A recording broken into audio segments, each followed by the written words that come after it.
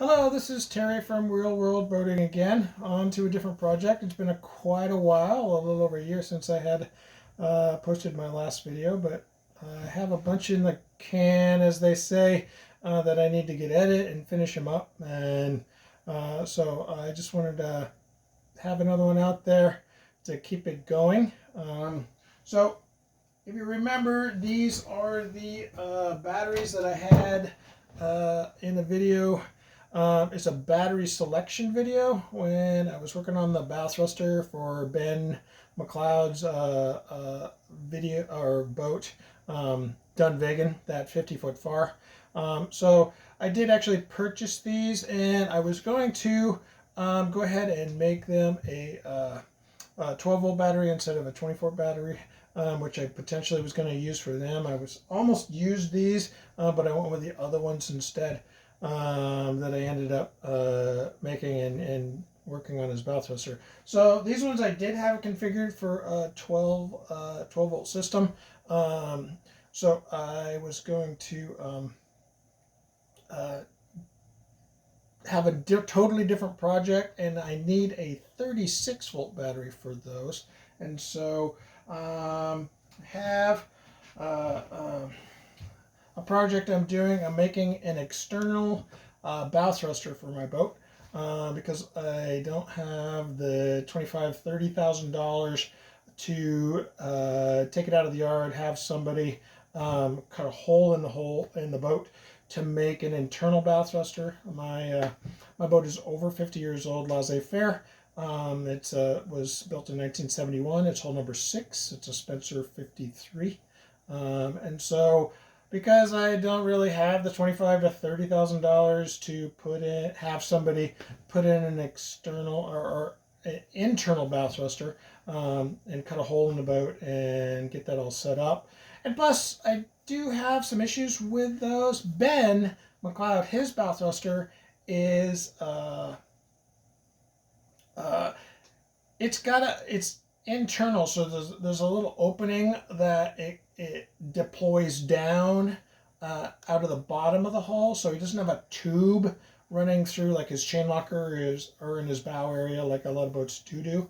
And so his deploys down, and it's in a reservoir that's isolated from the boat, and so it deploys down and then it thrusts port or starboard, which is a great way to go. But those are super expensive to set up, and not only does it have the motor that deploys it down, and it has the motor that goes port and starboard as well. So there's a lot more failure points in that type of bow thruster, and just the expense too. So for multiple reasons, I am going to build a external bow thruster, one for port and one for starboard. So here is, you probably recognize what this is. This is a trolling motor. It's 101 pounds thrust. It's a Minn Kota actually, and it is. I think that you can buy them completely as a electric trolling motor, as they're called Riptide, I believe, 36 volt. There's a couple of different models of them out there if you look. So, and what I originally bought was just the motor. It did not have the rod, which is a fiberglass rod. And so I did have to install this. There's Loctite, the red Loctite used in the middle, and I did put some silicone marine caulking around the edge as well. I read online that a lot of people that were installing these didn't use the right Loctite. They used the blue or didn't have enough on there, and it did get some water inside of the electric motor itself. So I just wanted to be sure and make sure that it was totally sealed for that. So this is the plan. So one will be on port and one will be starboard, and essentially they will hang off to the side. I'll have a housing, and it'll connect, and it'll be pulled up tight against the hull, fairly forward, possibly a little bit further forward than a regular, like a tube bow thruster. If you drill a tube from all the way across your boat horizontally from port to starboard, and install a tube and put a bow thruster in that, it'll be a little bit more forward than that, because that has to have enough depth, so you can put the tube in and do all that. So I'm hoping to get it forward, because the further forward a bow thruster is, the better leverage you have from your center of mass. So you essentially think of a lever arm where you're grabbing hold of the bow. You're pushing on it, say, 2/3 of the way from the center of mass, versus all the way at the very bow at the anchor point, and pushing. The lever arm you're using is stronger and will twist it harder. So the further forward you can get your bow thruster, the better it is. So anyways, so that's what I'm going to be using. And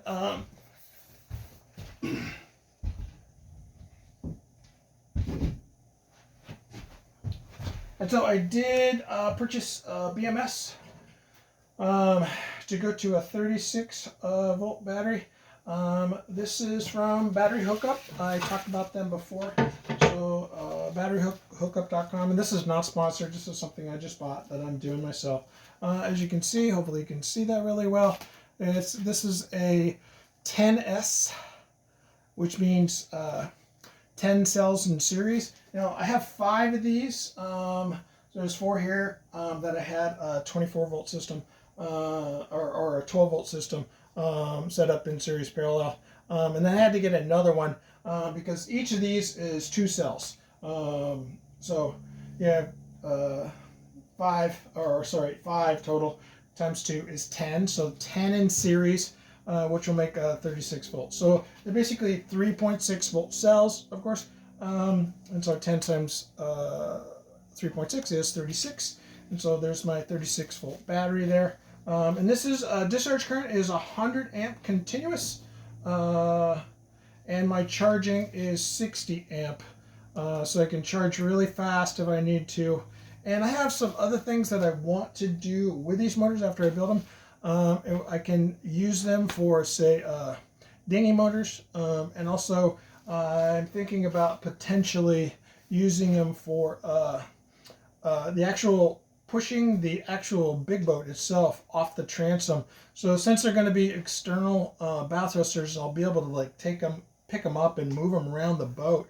I'm hoping that I will do a future video on this, hopefully, that I will make a connection system off the transom as well. It'll have to be slightly different because it's, obviously not the bow, it's the transom.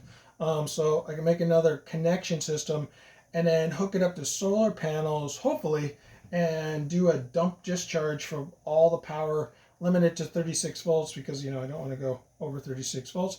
But the nice thing about the Minn Kotas is that when you actually shift the handle, you rotate it to go slower and faster with the Minn Kotas. Really what that is just a rheostat, or a potentiometer, if you will.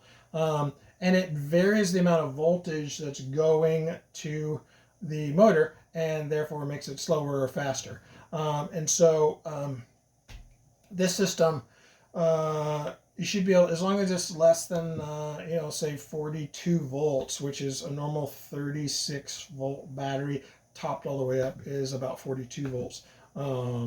Instead of actual 36 volts. Just like a 12 volt battery is like oftentimes 14 volts or 14 and a half, something like that, peaked out.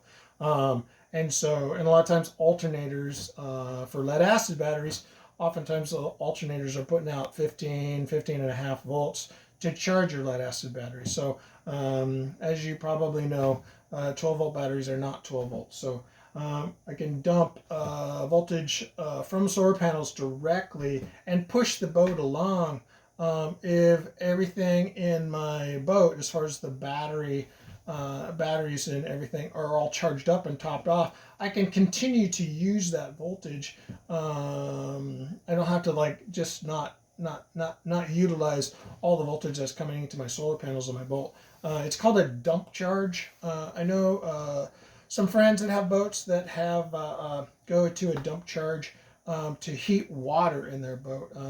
And so after all their batteries are completely topped off and there's a switching mechanism that it knows that your battery is completely full or your battery banks are completely full, and you can go and dump that into heating water, and then take a shower and have nice hot water without running your engine or generator or that type of thing. So I'm going to take this apart and put it together in the 36-volt system. Here's the actual BMS itself, and as you can see, there's the 10 positives and the 1 negative, and the black one is the main battery negative, and the red one is the main battery positive, and then there's the white one. So you do each cell, and then you can make sure that it is all the cells get equalized, and the BMS really protects your batteries. You really do need a BMS.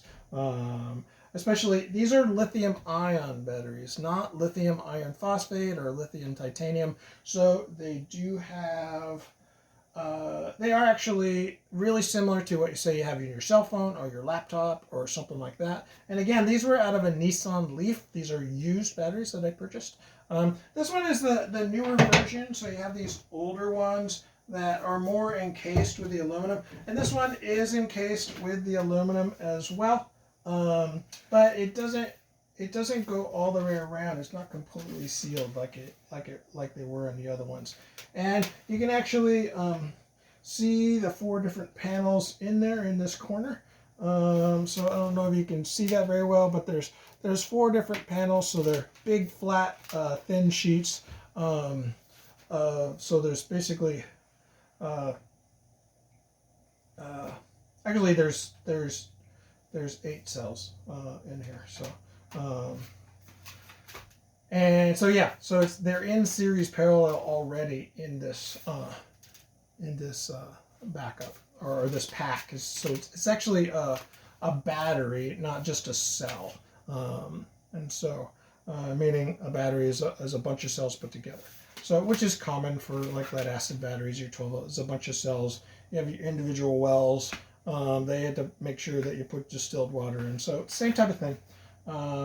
But you can definitely overcharge lithiums and wreck the batteries. And these lithium ion ones, if you just overcharge them forever, you just keep on charging them, they can start catching on fire and smoke and stuff like that. So you really do need a BMS in order to make sure that doesn't happen. That protects that from happening.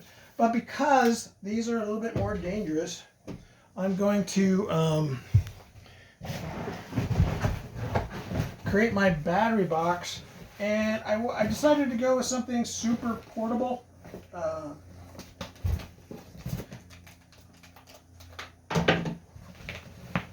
And the portability,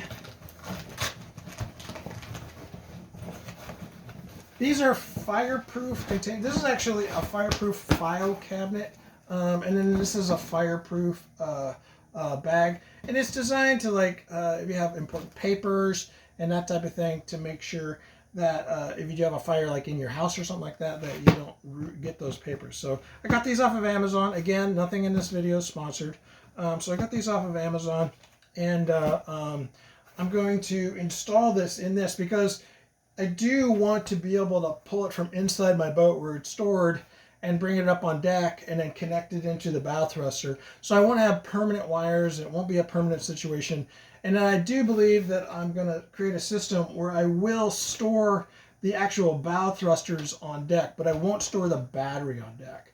I will store it below in a locker someplace on the boat. I haven't decided where. But anyways, so I did get these because I am a little bit concerned about the lithium ion batteries and the volatility versus the lithium iron phosphate or the lithium titanium or some of the more stable technologies out there for the lithium battery system. So that's that. So I will start building this battery here, and you only need to watch me tinker around with little nuts and bolts and everything, and I will go over an overview after I get done with that and show it as well. All right, great, thanks.